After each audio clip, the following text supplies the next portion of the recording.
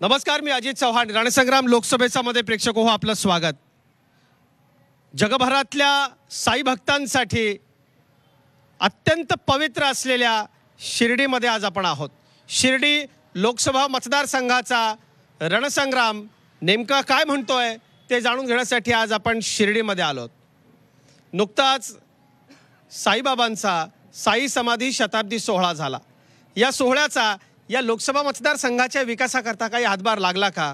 खासदारांनी मागची 5 वर्षे नेमकं काय केलं? काय योजना केंद्र स्तरावरच्या आणल्या? रोजगाराचे प्रश्न सुटले का? इथली रेल्वे सेवा, विमान सेवा या बाबतीत नेमकं सध्या काय सुरू आहे? तरुण, सर्वसामान्य, मध्यमवर्गीय, कष्टकरी, व्यापारी, शेतकरी, समाजातले वंचित घटक, आदिवासी, दलित या सर्व बांधवांचे प्रश्न सोडवण्याकरता केंद्र स्तरावरून नेमकं काय झालं या संदर्भातली महत्त्वाची चर्चा आपण करणार आहोत. या चर्चेमध्ये उमेदवार आणि उमेदवार प्रतिनिधी आपली बाजू शिर्डी लोकसभा मतदारसंघातल्या लाखो लोकांपर्यंत आणि कोट्यवधी लोकांपर्यंत आज रणसंग्राम लोकसभेच्या मधून मांडणार आहेत. आपल्याबरोबर शिर्डी लोकसभा मतदारसंघामधले अनेक पक्षांचे प्रतिष्ठित राजकीय कार्यकर्ते, सामाजिक कार्यकर्ते, विविध क्षेत्रात काम करणारी मंडळी आणि सर्वसामान्य मतदार इथं उपस्थित आहेत. सुरुवातीला आपण उमेदवार प्रतिनिधींची ओळख करून घेऊयात. आपल्याबरोबर बाबासाहेब ओवळ आहेत, काँग्रेसचे ते तालुकाध्यक्ष आहेत आणि काँग्रेसच्या उमेदवाराची भूमिका ते या ठिकाणी मांडणार आहेत. कमलाकर कोते आपल्याबरोबर आहेत. कमलाकरजी शिवसेनेच्या विद्यमान खासदारांची आणि उमेदवाराची भूमिका या ठिकाणी लोकसभा मतदारसंघातल्या जनतेसमोर मांडणार आहेत. संजय सुखदान आहेत, वंचित बहुजन आघाडीच्या वतीनं संजयराव लोकसभेच्या मैदानामध्ये आहेत आणि का वंचित बहुजन आघाडीला निवडून द्यायचे ते सांगणार आहेत. ॲडव्होकेट कॉम्रेड बन्सी सातपुते आपल्याबरोबर आहेत. भाकपचे ते उमेदवार आहेत आणि भाकपला का निवडून द्यायचं, काय त्यांच्या पक्षाचा अजेंडा आहे हे कॉम्रेड बन्सी सातपुते मतदारांच्या समोर मांडणार आहेत. आपण सर्वप्रथम सुरुवात करूया ती कमलाकर कोते यांच्यापासून. कमलाकरजी, काय नेमकं घडले? लाखो लोक आता ऐकतायत आणि लोक आपलं म्हणणं ऐकून मतदान करणार आहेत. ही सुवर्ण संधी आहे. काय सांगायचं आहे लोकांना? काय केलं तुम्ही म्हणून तुम्हाला पुन्हा निवडून द्यायचं? या मतदारसंघामध्ये यापूर्वी काँग्रेसच्या राजवटीमध्ये काँग्रेसचं सरकार होतं. पंतप्रधान, मुख्यमंत्री हे काँग्रेसचे होते. परंतु शिर्डी लोकसभा मतदारसंघाचा हा साखर बेल्ट असल्यामुळे या मतदारसंघात पाहिजे तसा विकास झाला नाही. या जिल्ह्याच्या बाहेर जेवढे रेल्वे मार्ग आहेत ते सगळे दुहेरी आहेत आणि शिर्डी हा उत्तरनगर जिल्हा याच्यामध्ये एकेरी मार्ग हा रेल्वेचा होता. खासदार सदाशिव लोखंडे यांच्या माध्यमातून आम्ही दुहेरी रेल्वे करण्याचं काम सुरू केलं आहे. गेल्या 40 वर्षापासून प्रलंबित असलेला निळवंडे पाटपाण्याचा प्रश्न जो सदाशिव लोखंडेंनी 1 नंबरच्या आपल्या अजेंड्यावर घेतला आणि त्यामध्ये 2225 कोटी रुपयाचा निधी जल आयोगाकडून आणि केंद्र सरकारकडून माननीय नितीन गडकरी साहेब यांच्या माध्यमातून मिळवला. त्याचबरोबर साईबाबा संस्थानचे 2500 कर्मचारी हे काँग्रेसच्या काळापासून हे सगळे कंत्राटी कर्मचारी होते, त्यांना कायम करण्याचं काम केलं. त्याचबरोबर जो आमचा पाणी प्रश्न आहे, गोदावरीचा असेल, प्रवराचा असेल, मुळ्याचा असेल, जे समन्वय पाणी वाटप काँग्रेसच्या राजवटीमध्ये समन्वय पाणी वाटप झालं आणि त्यामध्ये नगर जिल्ह्याचं पाणी हे खालच्या मराठवाडा भागाला गेलं. त्यामुळे आमची परिस्थिती पाणी धरण उशाला आणि तहान घशाला अशी परिस्थिती झाली.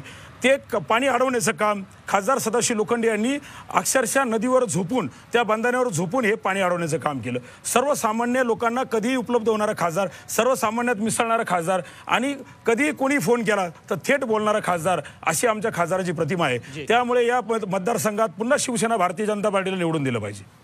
ओळसाहेब, का काँग्रेसच्या उमेदवाराला निवडून द्यायचं? कोत्यांच्या दाव्यांशी किती सहमत आहात आणि काँग्रेसचा या लोकसभा मतदारसंघातला अजेंडा काय असणार? एक लक्षात घ्या, या ठिकाणी कोत्यांनी सांगितलं का यापूर्वी या ठिकाणी काँग्रेसचं राज्य होतं. जो काही विकास झालेला आहे तो काँग्रेसच्या काळामध्ये झालेला आहे. दुसरं, 5 वर्षापूर्वी लाट आली आणि इथले खासदार सन्माननीय लोखंडे साहेब हे 17 दिवसात या मतदारसंघाचे खासदार झाले. सर्वसामान्यांना माहीत आहे का त्यांचा जनसंपर्क किती आहेत. कोते साहेबांनी काय सांगितलं याच्याशी मी सहमत होऊ शकत नाही, पण आम जनतेला माहीत आहेत का लोखंडे साहेब किती वेळा आपल्या मतदारसंघामध्ये आले. या मतदारसंघाची एक परंपरा आहे. यापूर्वी काँग्रेसचे खासदार होते, यापूर्वी त्या प्रत्येकाने अतिशय माणसापर्यंत आपला जो काही संपर्क आहे ठेवलेला होता. हे करत असताना सहकार क्षेत्रामध्ये काँग्रेसची जोड घेऊन हा जो परिसर आहे, जो पर्जन्य छायेमध्ये आहे, ज्याच्यामध्ये पाऊस अतिशय कमी आहे, त्या ठिकाणी रोजगार निर्मिती सहकार क्षेत्रातून मोठ्या प्रमाणात प्रत्येक तालुक्यात झालेली आहे आणि जे काही या ठिकाणी सहकाराची उद्योग उभे राहिलेले आहेत ते काँग्रेसच्याच पुढाऱ्यांनी उभे केलेले आहे, काँग्रेसच्या माध्यमातून उभे केलेले आहेत. त्याचं परिपाक म्हणून ती जी काही समृद्धीची फळं आम्ही चाकतो आहोत, ही पिढी ही त्याचं सगळं श्रेय काँग्रेसने घेतलेल्या धोरणांशी निगडित आहे, लक्षात घ्या. दुसरा गोष्ट या ठिकाणी सन्माननीय कोते साहेबांनी सांगितलं की शिर्डीसाठी आपण पहिला प्रश्न केला. शिर्डी साईबाबांची शताब्दी झाली, 3,500 कोटीचा निधी देतो म्हणून सांगितलं. त्यापैकी किती निधी आला हे सन्माननीय कोते साहेबांनी, सन्माननीय खासदार साहेबांनी साईबाबाच्या पावनभूमीमध्ये सांगावं. त्यापैकी एक पै या ठिकाणी आला का? जर तो निधी आलेला नसेल तर विकास 5 वर्षामध्ये झाला कशाचा? दुसरा त्यांनी निळवंड्याचा प्रश्न या ठिकाणी उपस्थित केला. तुम्हाला सांगायला हरकत नाही, निळवंड्याच्या पाणी प्रश्नाच्या संदर्भात खूप काही गोष्टी बोलल्या जातात. 91 साली त्या निळवंड्याची पायाभरणी चालू झाली, 99 पर्यंत त्याचं काम प्रलंबितच राहिलं. 99ला आदरणीय आमदार बाळासाहेब थोरात काँग्रेसचे मंत्री म्हणून राज्यमंत्री म्हणून पाटबंधारे खात्याचे विलासरावजींच्या मंत्रिमंडळात आले. त्यानंतर जी गती सन्माननीय मधुकर पिचड साहेब यांच्या सहकार्याने त्याला झाली, त्याच्यात 2014 पर्यंत ती भिंत बांधून उभी झाली. तुम्ही या ठिकाणी सांगितलं का 2400 कोटी रुपये तुम्ही नितीन गडकरी साहेबांकडून आणले. जे आज या ठिकाणी दिसतंय फक्त 158 कोटी रुपयाचा या वर्षीच्या बजेटमध्ये शासनाने केलेली तरतूद, मागच्या वर्षी अखर्चित निधी राहिलेला 39 कोटी रुपये, हा एवढाच निधी या ठिकाणी उपलब्ध आहे. कुठलाही सुप्रीमाप्रमाणे कुठलाही निधी अजून केंद्राचा आपल्याला प्राप्त झालेला नाही. जे काही कामं झालेलं आहे सर, हे सगळे कामं यापूर्वी काँग्रेसने केला असा आपला दावा. येस, ठीक. वंचित बहुजन आघाडीकडे आपण जाऊयात. सुखदानजी, का आपल्याला निवडून द्यायचं? वंचित बहुजन आघाडीचा इथला अजेंडा काय असेल? कधीतरी सत्ता उपभोगलेली ही माणसं आहेत. सर्वप्रथम मी आपल्याला सांगू इच्छितो की आत्ताच आमचे मित्र कमलाकर कोते आणि त्या काँग्रेसच्या प्रवक्त्यांनी जी मांडली ती भूमिका मांडण्यासाठी उमेदवार स्वतः इथं हजर नाही. मला वास्तविक पाहता सदाशिवराव लोखंडे यांना पाहण्याची खूप इच्छा होती की पाच खरोखर सांगतो, मी वंचित बहुजन आघाडीचा एक अधिकृत उमेदवार आहे सर, राजकारणामध्ये सक्रिय आहे. परंतु इमानदारीने सांगतो, मला तुम्ही 100 फोटो जरी दाखवले तर मी सदाशिवराव लोखंडेला ओळखू शकत नाही. हा सगळा पहिलाच मुद्दा आहे वंचित. आणि त्यांनी कितीही वल्गना केल्या आत्ता तर त्या साफ खोट्या आहेत. विकासाच्या मुद्द्यावर तर त्यांना बोलता येणार नाही, लोकांना तोंड दाखवता येणार नाही, या इथून ते आलेले नाही. दुसरे प्रवक्ते काँग्रेसचे आलेले आहेत, भाऊसाहेब कांबळेंच्या वतीने आलेले आहेत. वास्तविक पाहता त्यांची सुद्धा परिस्थिती आहे की ते सुद्धा जनतेला तोंडाला तोंड देऊ शकत नाही. उदाहरण म्हणून सांगतो, मी आज प्रचारक माझं वैयक्तिकरित्या भेटीगाठी प्रचार करत असताना भामाठाण या गावी गेलो होतो. जे गाव भामाठाण हे भाऊसाहेब कांबळेंनी दत्तक घेतलेलं आहे आणि माझी गाडी 2दा पंक्चर झाली सर त्या रस्त्याला. मग जर असे रस्ते जर त्या गावामध्ये असेल तर असे उमेदवार आपण पुन्हा पुन्हा निवडून द्यायचे का? आम्ही या ठिकाणी यासाठी आलेलो आहोत की भारत स्वतंत्र झाल्यापासूनही ज्या घटनात्मक तरतुदी या वंचित लोकांसाठी केलेल्या आहे त्या वंचितांना त्यांचे न्याय अधिकार अजूनही मिळालेले नाही. या वंचितांना त्यांचा न्याय देण्यासाठी आम्ही वंचित आघाडीची ही पक्ष नसून ही एक चळवळ आहे, एवढंच सांगू इच्छितो. ठीक. कॉम्रेड बन्सी सातपुते, काय आपला अजेंडा असणार आहे आणि काय मुद्दे घेऊन आपण लोकांच्या समोर मत मागणार आहात लोकसभेसाठी? खरं म्हणजे ही जी काही निवडणूक आहे ही निवडणूक लोकसभेची निवडणूक आहे आणि याच्यामध्ये 5 वर्ष पाठीमागच्या 5 वर्षामध्ये हा देश कोणत्या मार्गाने चाललेला आहे आणि पुढची 5 वर्षे कोणत्या मार्गाने हा देश पुढे जाणार आहे याची चर्चा या निवडणुकीच्या याच्यामध्ये अपेक्षित आहे. आज आपण बघतो आहोत की 5 वर्षामध्ये हे जे काही NDA प्रणीत सरकार आहे या सरकारने जे काही आश्वासनं दिलेली होती ती आश्वासनं किती प्रमाणामध्ये त्यांनी पाळलेली आहेत याचा विचार, याचा लोकाजोखा खरं म्हणजे इथं मांडायला पाहिजे. पण आता ती मांडणारी इथे नाही आहेत, कारण त्यांनी काही केलेलंच नसल्यामुळं आपण लोकांना येऊन काय सांगणार आहोत याच्यासाठी ते आलेले नाहीत. खरं म्हणजे जनतेप्रती जे उत्तरदायित्व त्यांनी स्वीकारायला पाहिजे ते उत्तरदायित्वापासून त्यांनी पळ काढलेला आहे असं माझं मत आहे. दुसरी जी गोष्ट आहे की या सगळ्या तरुणांनी, जनतेनं, शेतकऱ्यांनी, शेतमजुरानं, ग्रामीण कारागिरानं, 12 बलुतेदारांनी आता या प्रतिनिधींना विचारलं पाहिजे का या मागील 5 वर्षामध्ये तुम्ही आम्हाला 15 लाख रुपये देणार होता, त्याचं काय झालं? तुम्ही स्वामीनाथन आयोगाच्या शिफारशीची अंमलबजावणी केली होती, करायचं ठरवलं होतं, तो अंमलबजावणी तुम्ही केली का? शेतकऱ्यांच्या मालाला उत्पादन खर्च आधी 50% नफा असा तुम्ही भाव देणार होता, तो तुम्ही दिलेला आहात का? ज्याच्या कारणासाठी तुम्ही नोटबंदी केली आणि 130 नागरिकांचा तुम्ही जीव घेतला, त्या नोटाबंदीचे कारण सफल झालेली आहेत का? हे या जनतेनं आता यांना विचारलं पाहिजे. आणि मला असं वाटतं की ही सगळी जर उत्तरं यांना मागितली तर ही एकही उत्तर आज हे NDA सरकार देऊ शकत नाही, हे युतीवाले सुद्धा या ठिकाणी देऊ शकत नाही. खरं म्हणजे एवढे मोठे आपण इथे बघतो आहोत. सगळ्यात पहिलं त्यांचं आश्वासन होतं या देशामध्ये आम्ही 100 स्मार्ट सिट्या करणार आहोत. एकाची तरी कोनशिला त्यांनी ठेवलेली आहे का? विचारायला पाहिजे ना त्यांना, का तुम्ही ज्या पद्धतीनं इथे सांगायला लागलात विकास झाला. एखादी MIDC, काल मी जिल्हाधिकारी कार्यालयामध्ये गेलो होतो, तिथे सगळ्या कर्मचाऱ्यांना मी विचारलं, इथे एखादा 2015 नंतर सरकारी नोकरी भरती झालेला एखादा माझा मित्र आहे का?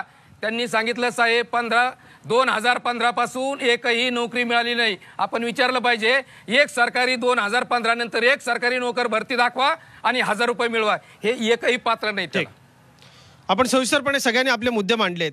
मी आपल्या सगळ्यांना आता विनंती करतो, मी आपल्याकडे येतो, थोडक्यात लोकसभा स्तरावरचे मुद्दे मांडावे. पण सर्वप्रथम माजी सैनिक इथं आपल्याबरोबर आहेत. माजी सैनिकांच्या करता Zee24 तासनं शौर्य सन्मान हा सन्मान सुरू केलेला आहे आणि हे सैनिक आपलं तारुण्य देशाकरता देतात. आपल्या प्रत्येक राष्ट्रीय सणामध्ये, उत्सवामध्ये, इतरही सणांमध्ये आपण सैनिकांना निवृत्तीनंतर सन्मानानं बोलावलं पाहिजे. जोरदार टाळ्यांचा कडकडाट करूयात. माजी सैनिक आपल्याबरोबर आहेत, सुरुवात त्यांच्यापासून करूयात. सर, आपल्याला थोडंसं उभं राहायला लागेल फक्त कॅमेऱ्यात येण्याकरता. माजी सैनिक म्हणून लोकसभा निवडणुकीत आपल्या काय अपेक्षा असतात, काय सांगाल? या तमाम उमेदवारांकडनं आपल्याला काय हवं आहे? सैनिकांचं महत्त्व ज्या पद्धतीनं युद्धाच्या वेळेस राहतं त्या पद्धतीनं प्रत्येक वेळेस ठेवावं आणि सैनिकांना पूर्ण सुविधा देण्यात यावी, जेणेकरून त्याचे मनोबल आणि त्याचे जी युद्ध सामुग्री, त्याला जे सामान प्लस त्याला जे काही मनोबल पाहिजे नसतं, त्याला जो काही पाठिंबा पाहिजे नसतो, तो पुरेपूर मिळणं खूप गरजेचं आहे आणि अद्याप तो चांगल्या पद्धतीने मिळत आहे आणि अशाच पद्धतीने मिळत राहावा एवढीच विनंती आहे. आपण सर्वसामान्यांच्याकडे जाऊयात. इथून या मतदारसंघातूनच सरकारला हलवणारा शेतकरी संप मोठा जो आहे तो सुरू झाला होता. ताई, अगदी थोडक्यात आपण उभा राहिलात तर फार बरं होईल, कॅमेऱ्यात आपल्याला दिसता येईल. 2009 ते 2014 भाऊसाहेब वागचौरे साहेब खासदार होते. त्यांनी प्रचंड काम केलं आणि हे जे म्हणतात ते 2014ला फक्त 13 दिवसात खासदार झालेले. अजून कोणालाही ओपन चॅलेंज देते. शिर्डी मतदारसंघामध्ये 6 तालुके आणि 32 गाव आहे राहुरीची. त्यांनी प्रत्येक तालुक्यातले फक्त 5 गावाची नावं सांगावं, एक माणूस त्यांना ओळखत नाही. ते निवडून गेल्यानंतर आले सुद्धा नाही परत माघारी, आभार मागायला सुद्धा नाही आले. आणि निळवंडेचं प्रत्येक पान आणि 17 मंजुऱ्या लागतात, त्यातल्या 14 मंजुऱ्या भाऊसाहेब वागचौरेंनी आणली. त्याची सगळी कागदपत्र आमच्याकडे आहे. त्यांनी भरपूर विकास केलेला आहे. त्यांनी नावाला सुद्धा आलेलं नाही आणि अजिबात विकास तर लांबच, लोकांना भेटले सुद्धा नाही. ते भाऊसाहेब वागचौरे इथनं अपक्ष उमेदवारी करतायत, मात्र उल्लेखनीय त्यांची उमेदवारी इथं आहे, नमूद केलं पाहिजे. त्यांच्या वतीनं या ताई बोलल्यात आत्ता. अगदी थोडक्यात मित्र, हे जे ताईंनी सांगितलं हे सगळं खोटं आहे. जो विकास काही घडला तो सगळा शिवसेनेने केला आहे, सदाशिव लोखंडे केलं आहे. हे फक्त तूप घोटाळा, याच्याशिवाय दुसरा काही खाल्लं नाही. फक्त तुपायला हे दुसरा याचा कोणता विषय नाही. सगळं खोटं आहे, खोटं आहे. जे काही घडलं ते शिवसेनेच्या खासदार सदाशिव लोखंडे केलं आहे आणि शिर्डीचा मतदारसंघाचा विकास फक्त खासदार सदाशिव लोखंडे करू शकतात. हा चोटार आहे, हा भामटा आहे. हे बरोबर बिलकुल नाही. एक मिनिट काका, खाली बसा. ओ, तुम्ही आधी यांना बाजूला घ्या. वैयक्तिक आरोप करायला तुम्ही आलात का इथं? बसा खाली बसा. शिवसेनेच्या तुम्ही कार्यकर्त्यांना सांगा साहेब, हे वैयक्तिक आरोप करायचं व्यासपीठ नाही. जनतेचे प्रश्न मांडले पाहिजे. आपण दुसऱ्यांना वैयक्तिक शिवीगाळ नाही करू शकत. प्लीज 2 मिनिटं.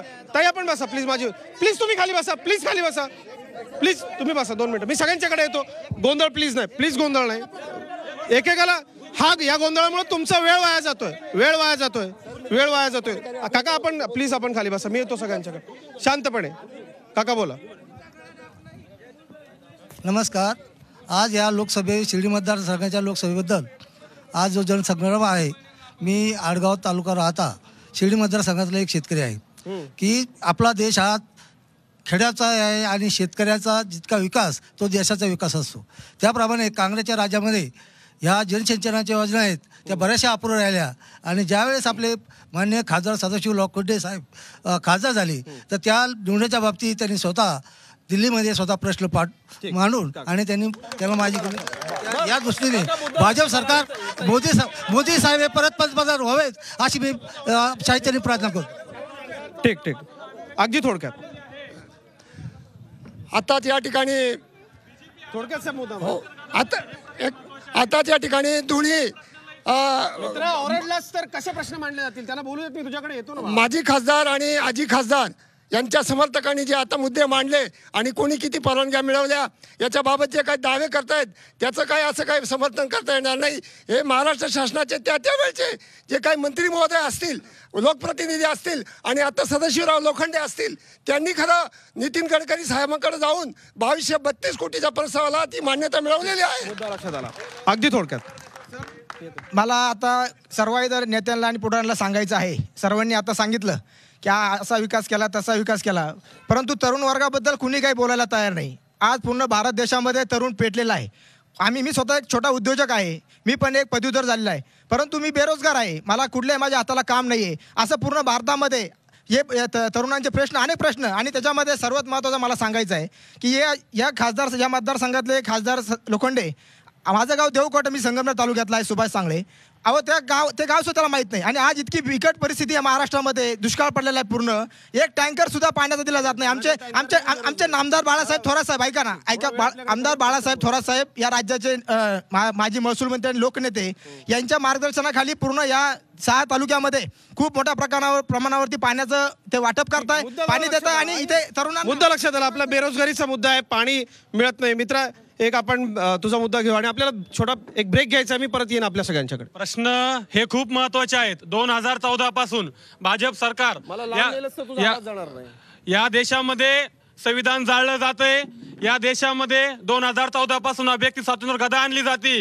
या देशामध्ये विद्यार्थ्यांच्या प्रश्नांपासून शेतकऱ्यांच्या प्रश्नांपासून या भाजप सरकार लक्ष घातलं नाही. यांनी आता सांगितलं की कंत्राटी कामगार 17 वर्षापासून शिर्डी साईबाबा संस्थांमध्ये कंत्राटी कामगारांचा प्रश्न महत्वाचा आहे. अकोल्याच्या तालुक्यामध्ये लोक अजून दुष्काळ तिथं पडलेला आहे, अजूनही तिथं लोकांना पाणी भेटत नाही.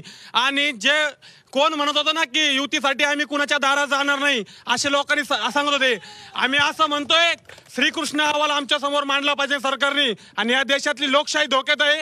ही लोकशाही जर टिकली नाही तर हा देश पुन्हा फॅसिस्ट ताकदीकडे जाईल असं हिरिरीनं मुद्दे मांडतायत तरुण इथले कार्यकर्ते. आपण शिर्डी लोकसभा मतदारसंघामध्ये आहोत. रणसंग्राम लोकसभेचा मध्ये एक छोटासा ब्रेक घेतोय, लगेचच परत.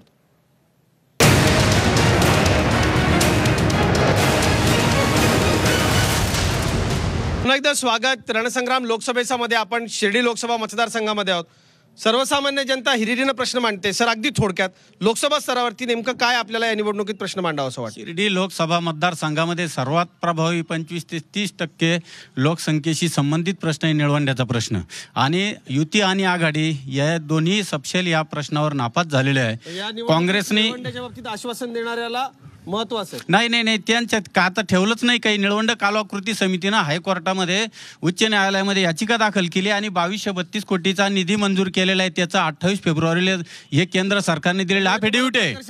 हो ठीक, मुद्दा आपल्या लक्षात आला. येतो मागे येईन मी आपल्याकडे. काका अगदी थोडक्यात.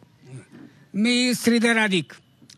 आपल्या याच्यामध्ये आता जो रणसंग्राम चालला 19 लोकसभेचा, तर त्या संबंधी शिर्डी मतदारसंघातले महत्त्वाचा कोणता प्रश्न आहे आता बोलले. आता मला हे सांगायचं आहे की माझ्या गावापासून इथपर्यंत जर तुम्ही आलात तर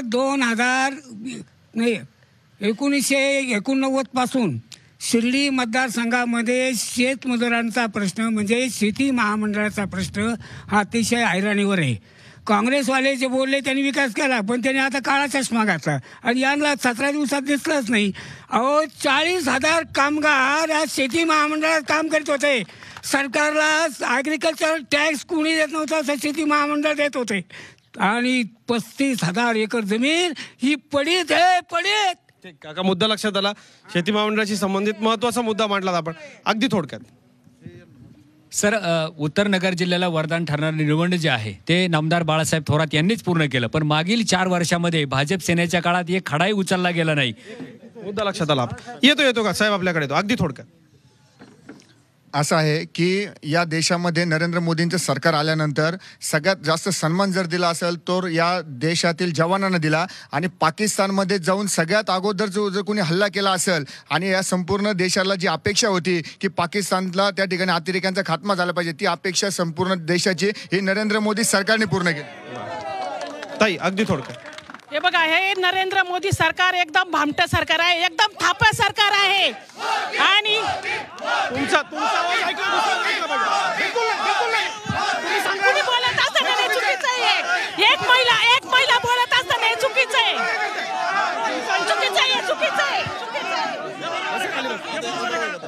तुमचं ऐकल्यानंतर तुम्ही गोंधळ का करताय?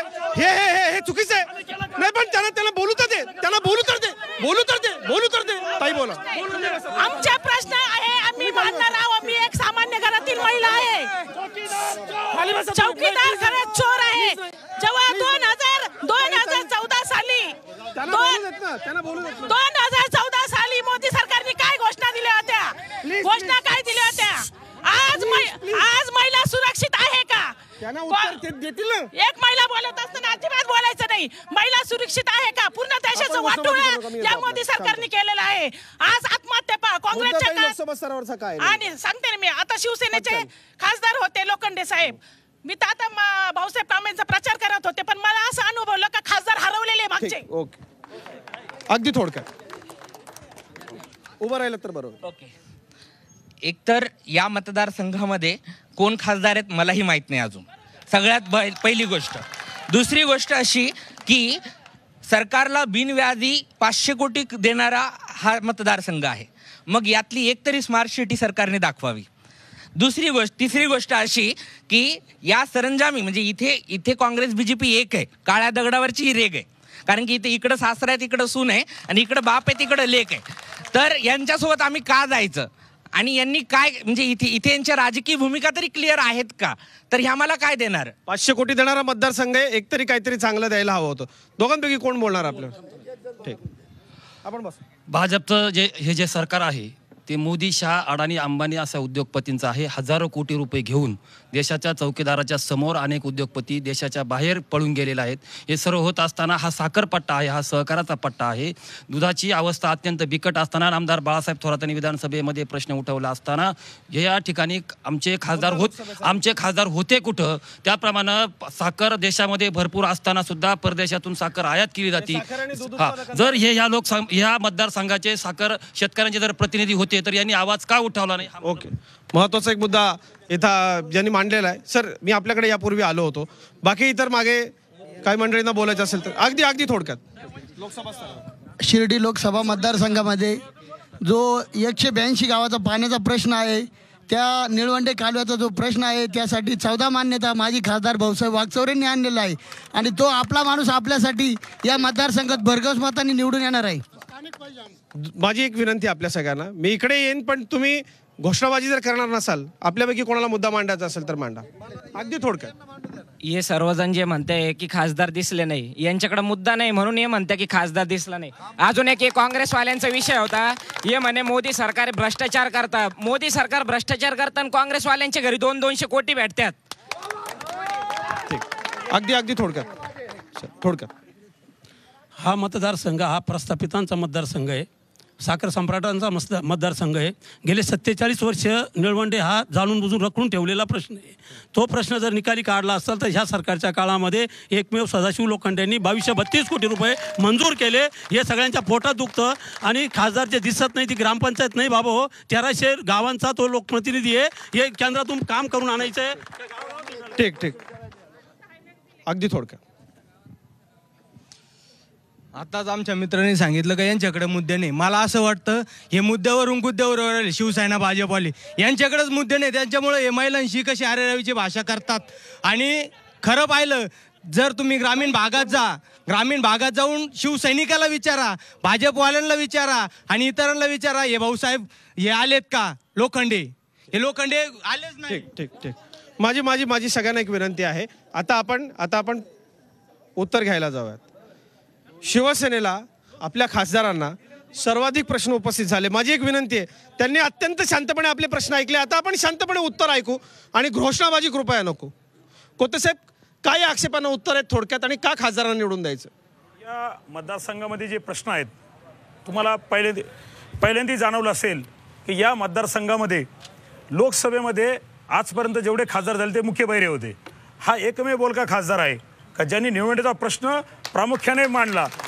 धनगर आरक्षणाचा मुद्दा मांडला, साईबाबा समाधी शताब्दीचा मुद्दा लोकसभेत मांडला. पैसे किती आले असं विचार? पंतप्रधानांची भेट घेऊन आम्ही निधीची मागणी केली, निधीचा प्रस्ताव दिला आणि त्यांनी तत्वतः त्याला मान्यता दिली. दरम्यानच्या काळामध्ये या मुद्दा मला बोलू उत्तर देतो, सगळं सांगतो, काळजी करू नका, सगळं सांगतो. तर या माझ्या मित्रांनी काही मुद्दे उपस्थित केले. ताई आता उत्तर घेऊ. नाही please please please please please please please आता उत्तर घेऊ. माझी विनंती, खाली बसा. ही ताई नाही, अजिबात नाही. ही मानसिकता नाही. तुम्हाला कार्यक्रम उधळायचा आहे का? खाली बसा. हे चुकीचं आहे. खाली बसा 2 मिनिटं. नाही, मी सगळ्यांना संधी दिली समप्रमाणामध्ये, त्यांचं उत्तर घेऊ. आता एखाद्या माणसामुळे हजारो लाखो लोकांची उत्तरं उधळली जाणार असतील तर ते मी सहन करणार नाही. माझी विनंती आता शांतपणे, काँग्रेसनी, भाजपनी, शिवसेनेनी आणि वंचितनी मी सगळ्यांना समसमान संधी दिलेली. आता आपण उत्तर घ्या प्लीज. उत्तर घ्या.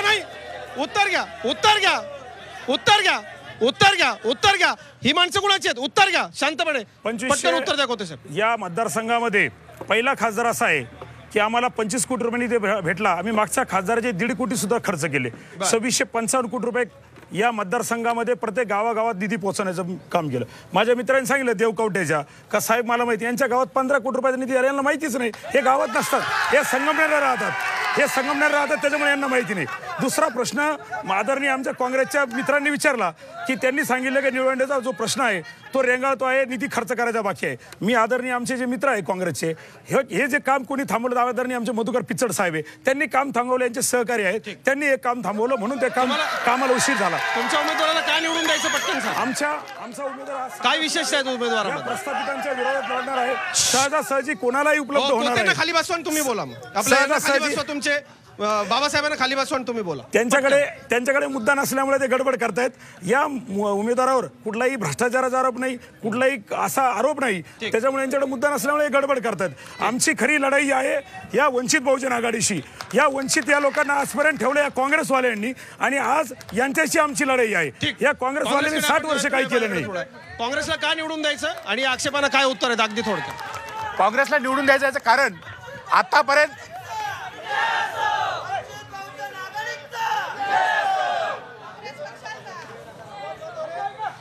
मित्रा, तुला बोलायला दिलं नाही म्हणून तू कार्यक्रम उधळणार असशील तर हे लोकशाही विरोधी आहे. मी आत्ताच सांगतोय, मी सहन करणार नाही. पाहुण्यांना बोलू देत, आपल्याला उत्तर घ्यायचंय. या ठिकाणी कोते साहेबांनी सांगितलं का 25 कोटीचा निधी खासदारांनी वाटला आणि त्यातला 15 कोटी देवकवठ्याला दिला. लक्षात घ्या, गणित इतकं उगतं, यांचं सगळं काही उकलेलं. आभासी दुनियामध्ये सन्माननीय मोदींपासून तर सगळ्यांनी, जसं बिटकॉईनमध्ये आभासी दुनियाची अर्थव्यवस्था तयार झाली तसं आभासी आपल्या संपूर्ण देशाला केलं. मग मुद्दे अगोदर उपस्थित केले, ते नोटाबंदीमध्ये तुमचं जे काही सांगितले ते आज कुठेही ऐतिहासिक निर्णय म्हणून सांगितला, पण तो निर्णय आज कुठेही ते घेत नाहीत.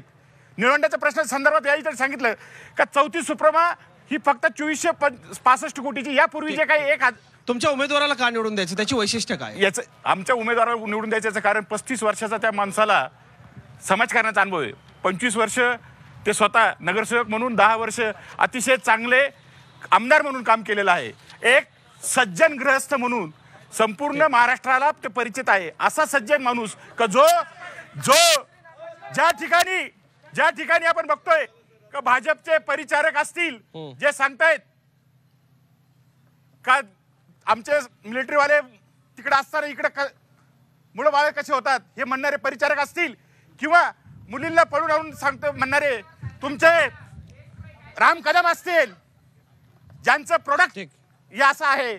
असे मुद्दा लक्षात आला. संजय सुखदान, तुम्हाला का निवडून द्यायचं, तुमची वैशिष्ट्य काय, लोकांपर्यंत काय सांगाल, तुम्हाला का निवडून द्यायचं? परंतु आत्ताच आमचे मित्र कमलाकर कोते यांनी सांगितलं की याच्या अगोदर जे खासदार झाले ते मुख्य बहिरे होते. ती 100% गोष्ट खरी आहे. परंतु ऐका, तुमच्यावर पण टॉन्ट आहे, काय असं हे करू नका. परंतु सदाशिव लोखंडे काय मिस्टर इंडिया आहे का, जे मिस्टर इंडियामधले अनिल कपूर आहेत का, ते दिसलेच नाही.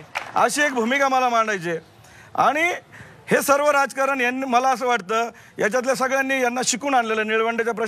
निळवंड्यासंबंधितच हा प्रश्न भोवला जातो.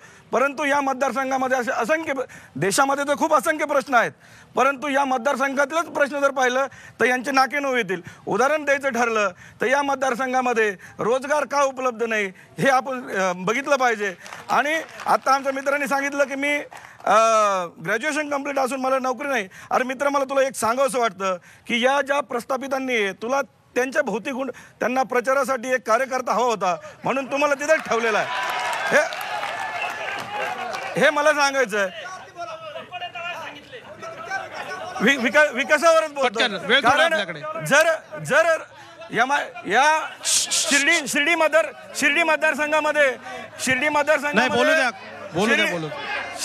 मतदारसंघामध्ये 7 तालुके येतात, त्याच्यामध्ये कुठे MIDC आहे? आतापर्यंत सत्ताधाऱ्यांनी किती MIDC ओपन केल्या? त्या MIDC मधून किती तरुणांना रोजगार उपलब्ध करून दिला?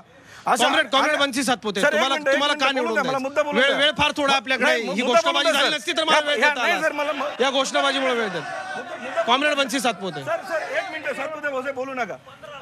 या वेळेची मर्यादा पाळली पाहिजे साहेब. चौऱ्यांनी फक्त वेळेची मर्यादा आपण पाळली पाहिजे. 2 मिनिटं बोलणं, मन मोकळं करून द्या आम्हाला. या भाऊसाहेब वागचौरे जरी होते खासदार तर त्यांनी सभा मंडपाच्या व्यतिरिक्त काही काम केलेलं नाही. सभा मंडप कशासाठी केले तर त्या सभा मंडपामध्ये आमच्या तरुण पिढीने फक्त पत्ते कुठले पाहिजे. कॉम्रेड बंसी सातपुते, वेळ थोडा आहे. कॉम्रेड बंसी सातपुते, का आपल्याला निवडून द्यायचं? इथे सगळी चर्चा निळवंडे भोवती अडकलेली आहे. ते निळवंडे धरण व्हावं, म्हाळादेवीला व्हावं का निळवंडेला व्हावं, याच्यासाठी निळवंडे धरण व्हावं याच्यासाठी मोठा लढा दत्ता देशमुखांच्या नेतृत्वाखाली भारतीय कम्युनिस्ट पक्षाने सुद्धा दिलेला आहे. आम्ही लढा दिला म्हणून ते ठिकाण निश्चित झालेलं आहे. मला असं वाटतं की आमच्या कार्यक्रमाच्या आधारे, आमच्या जाहीरनाम्याच्या आधारे आम्ही या जनतेसमोर मतं मागणार आहोत. पहिली जी गोष्ट आहे की आज माझी विनंती, आपण बंसी सातपुते नाही, ऐका शांतपणे प्लीज. आज आपल्याकडे रोजगाराचा मोठा मुद्दा आहे. रोजगार नाहीये तर देशामध्ये Bhagat Singh national employment guarantee scheme असा कायदा या देशामध्ये झाला पाहिजे. रोजगाराचा अधिकार हा घटनादत्त अधिकार मानला पाहिजे. आणि जर तुम्ही सरकारने जर त्याला रोजगार दिला नाही तर त्याला बेकार भत्ता मिळाला पाहिजे. हे जे सगळे नोकरदार आहेत ज्यांना आता पेन्शन नाहीये त्यांना जुनी पेन्शन लागू झाली पाहिजे.